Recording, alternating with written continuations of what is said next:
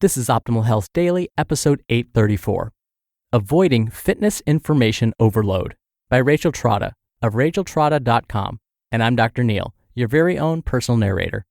Welcome to a Thursday edition of Optimal Health Daily. This is one of 5 podcasts we read to you from blogs for free so that you don't have to read them yourself, except on Fridays. That's where I usually answer your questions. And thank you again so much for sending in your questions. Now, if you're listening live or in real time, today is September 26th, which means we're going to be giving away a book to a random person on our mailing list very, very soon. So be sure you're on our mailing list at oldpodcast.com because the next drawing is in just 5 days. All right, with that, let's talk about fitness information overload and how to avoid it. So let's get right to today's post as we optimize your life. Avoiding Fitness Information Overload by Rachel Trotta of racheltrotta.com. The Ballerina Within. A while ago, I created an Instagram post that I wanted to incorporate into February's Living on Autopilot theme. There is this idea that floats around in the collective feminine unconscious that underneath our exteriors, we all have a petite, perfectly muscular, but not too muscular, long-limbed ballerina lurking, just waiting to be unleashed. If only we could burn fat from the areas that are covering up this willowy ballerina, she will be revealed like one of Michelangelo's sculptures freed from the marble. So we chase down extremely specific workout moves that will change the parts of ourselves that we like the least.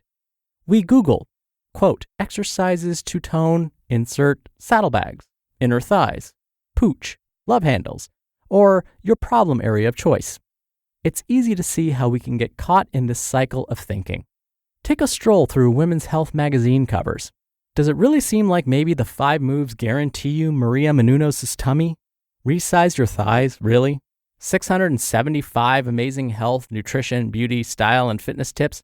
675 information overload. So what does this have to do with living on autopilot or improving the strength of your habits and willpower? Becoming overly focused on small physique details has many potential pitfalls, but one that I notice frequently is the vulnerability to information overload. When we focus too much on our inner thighs, back fat, or underarms, we easily fall prey to gimmicky workouts, barrel-scraping health journalism, and marketing schemes that target these insecurities. When magical thinking is at the wheel, we make a lot of convoluted detours, taking random jabs at a bunch of different methods. Information overload weighs us down, making action more difficult as we struggle to choose the right workout that will give us the results we want. Listening to the cacophony that now calls itself health and wellness journalism causes jerky starts and stops as you constantly pause to reevaluate every new piece of conflicting information that crosses your path. 25 tips? Most of my clients have difficulty applying 1 or 2 lifestyle changes at a time, let alone 675. This isn't because my clients have a problem. It's because they're human, and most of us perform better and faster if we have fewer choices. We don't need more workouts. We just need to do the ones we have. Being your best you. My question to you is this. What if there is no ballerina? What if you can't use exercise like some kind of real-life Photoshop eraser to resize your thighs?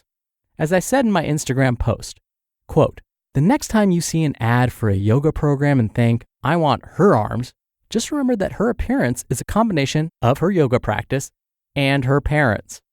Fit looks different on different people. 2 lean women can wear leanness very differently, regardless of exercise type. You can't re-engineer your appearance to look like someone else. When you do that, you underestimate yourself.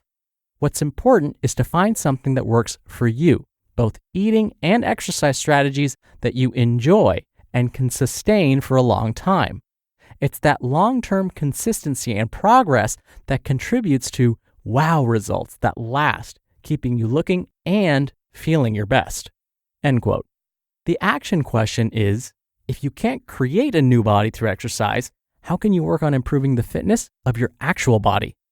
The thought question is, what kind of exercise would you do if exercise had nothing to do with appearance? The feeling question is, what if there were no best exercise? What if the search were over for good? The reality is that any kind of workout done consistently, paired with a way of eating that creates a caloric deficit, will result in a leaner, more athletic you. No gimmicks required. If you take anything from today, I hope you'll try these 2 strategies this week. 1. Play to your strengths. What type of exercise fits easily into your schedule so that you could do it 3 to 5 times per week? Just pick 1 or 2 and then be consistent with that.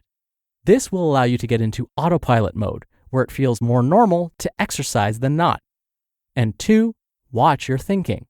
Be mindful of your automatic thoughts and pay attention to your thoughts and feelings when you experience negative comparison. Let's start breaking the habit of believing on some level that we can re-engineer appearance and thus identity through fitness. Don't get caught by information overload. Instead, learn to tune out the overcrowded airwaves, to stay consistent on your own course, and to make your own autopilot setting work for you. Your best you is not only straight ahead, but also available in each passing moment as you love, accept, and take care of yourself, just as you are. You just listened to the post titled, Avoiding Fitness Information Overload by Rachel Trotta of racheltrotta.com. Dr. Neil here for my commentary. The underlying theme of what Rachel is saying is patience and consistency. The body that you want isn't just right around the corner necessarily. It does take some time and consistency, but you can absolutely get there to some extent. You may not look exactly like your favorite actor or actress, but you can definitely maximize your own potential. I don't mind so much when people say, make me look like Henry Cavill in Man of Steel or Gerard Butler when he was Leonidas in the movie 300, because what I understand is this was the motivation. This is why they're standing in front of me looking for help. And that needs to be acknowledged because that's a huge step in itself. Just to get here, to want to do something about their habits, that's amazing. And I don't want to squash that motivation right off the bat. So if you do have a goal like that for yourself, it's okay. But we do need a reality check at the same time, because what can happen is you'll look in the mirror every day, you look at that number on the scale and go, well, I don't look like this yet. What's the point? That's what we need to avoid. But if we can give ourselves a reality check every now and then and say, look, my body is different. For me personally, I'm not as tall as Henry Cavill or Gerard Butler, but yeah, I would like those kinds of muscles, shoot. But I need a reality check to say, look, my genetics, my environment is telling me I'm not going to be that tall. That's okay. I still need to use my potential. I want to maximize my potential. And so I'm just going to use these folks, these actors and actresses, or whatever, these superheroes, as motivation. But with the reality that I have to tell myself, I may not look exactly like them. But if it keeps me motivated and doesn't discourage me, then by all means, that's fine.